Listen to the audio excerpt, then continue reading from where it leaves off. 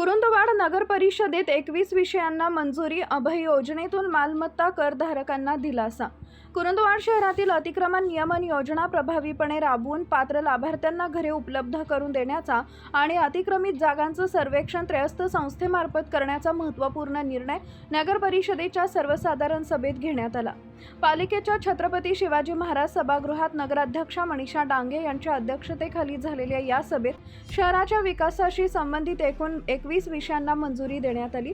तसेच माजी नगराध्यक्ष अक्षय आलासे यांचे वडील कैलासवासी बापूसो आलासे यांना श्रद्धांजली वाहण्यात आली।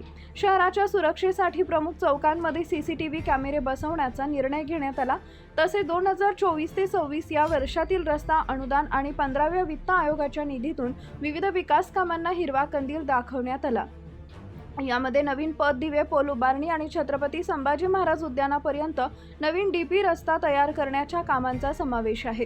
या सभेत कुरुंदवाडमधील सर्व मंदिरे, मशीद आणि इतर धार्मिक स्थळांचा घरफाळा माफ करण्याचा ठराव करण्यात आला। तसेच थकीत मालमत्ता करांवरील दंडमाफीसाठी अभय योजना 2025 ते 27 राबवण्याचा प्रस्ताव जिल्हाधिकाऱ्यांकडे पाठवण्याचं निश्चित झालंय।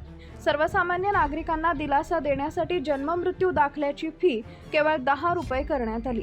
सभेच्या सुरुवातीला कृष्णा घाट परिसरातील माती चोरी आणि कचरा डेपोतील शेड हटवण्यावरून विरोधी नगरसेवक तानाजी आलासे, दीपक परीट, विशाल पाटील आणि प्रदीप चव्हाण यांनी प्रशासनाला धारेवर धरले।